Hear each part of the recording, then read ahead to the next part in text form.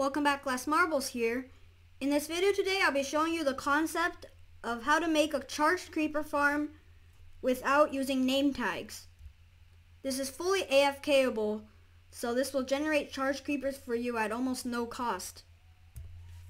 Why would you want charged creepers, you ask? Well, the reason is, in some of the newer 1.8 snapshots, if a charged creeper blows up other mobs, you can actually get the head. And in turn, you can use the heads on banners, which look really cool. So this makes charged creeper farms a little more important than usual. So let me explain how this works.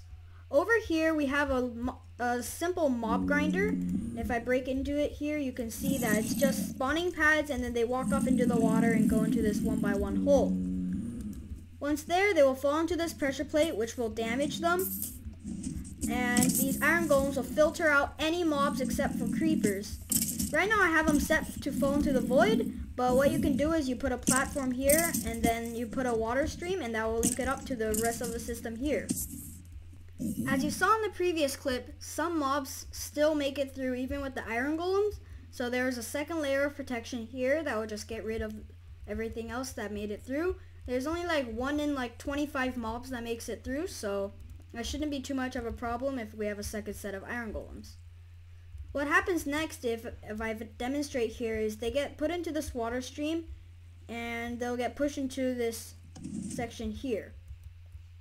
Then as you can see, the piston over there retracted and this one went up, so the water will continue moving on to the next cell. Then if lightning strikes, it will destroy this boat and charge the creeper. So if I break this boat, it will indicate that lightning has struck, and it will release the creeper into some waterway below. So here is a closer look at one of the cells. It's isolated. So you can see here the redstone is fairly simple. All we have is the water current would be here. It would push them into the cell here, and then it would activate this redstone mechanism. First, this current will travel to this torch and is immediately inverted by this one, which will travel downwards. And basically it'll push this one up, and then this torch will turn off, and this will retract and let the water flow. It's pretty simple, but it gets kind of tedious if you're building this over and over again.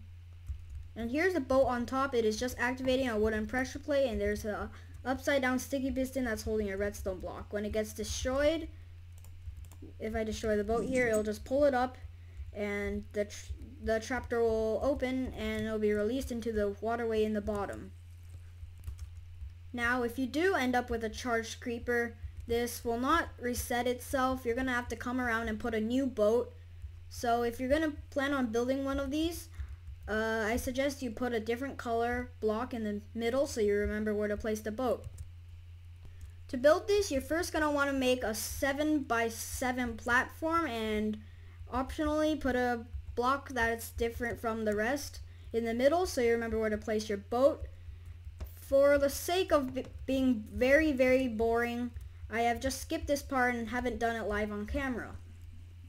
The next step is to put a boat in the middle, not a pressure plate, a boat, and in the bottom right corner place your pressure plate. It actually depends on which way the water is flowing. If the water is flowing to the right, then you have to put the pressure plate here on the left side, but if it's flowing the opposite direction, because I have it wind around, you're going to see that I put it on the other side. It helps with interfering redstone, because it kind of works because the piston has to be on the other side if the water is flowing the other direction. So just go ahead and place your boat and your pressure plate depending on which way the water is flowing. Then come down here and place an upside down sticky piston with a block of redstone and 2 blocks just like that, and put some dust on top of that.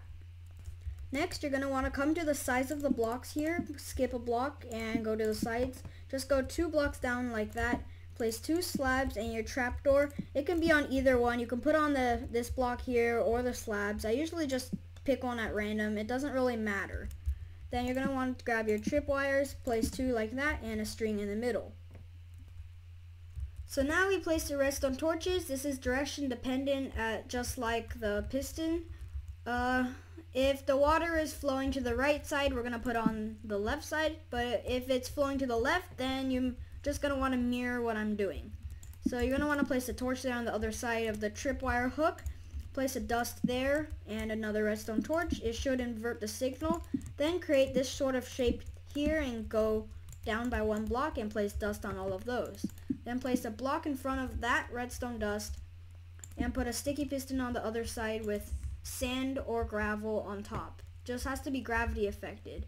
Or if you're real fancy, you could go ahead and grab a sticky piston in a regular block, but to save on resources, I am just going to be using a piston and a gravity block. On the other side of this block, place a redstone torch and put a block next to it with a dust with a block and a regular piston going upwards. This is basically everything done here. Now this is where your water is going to be going, and don't forget to put walls or else water will ruin everything. Now if you continuously build these 7x7 platforms together, this is what you get. It gets really tedious building them after a while, after you realize how simple it actually is. But as you can see here, I just have a whole string of them. If you're going to be stringing a lot of these together, then you're going to want to go out 4 wide, then put a strip in the middle, then go another 4. In the middle here, we're going to be putting a little railway, and this is where you're going to be AFKing.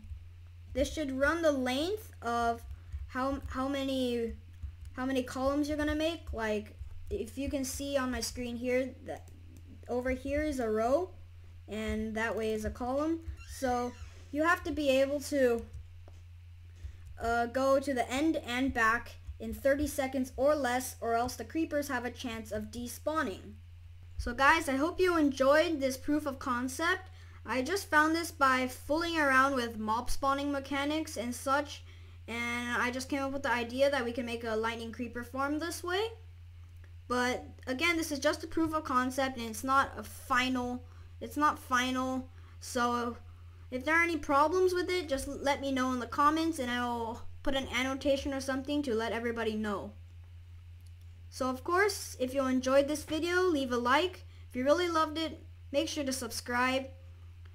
And of course, thanks for watching.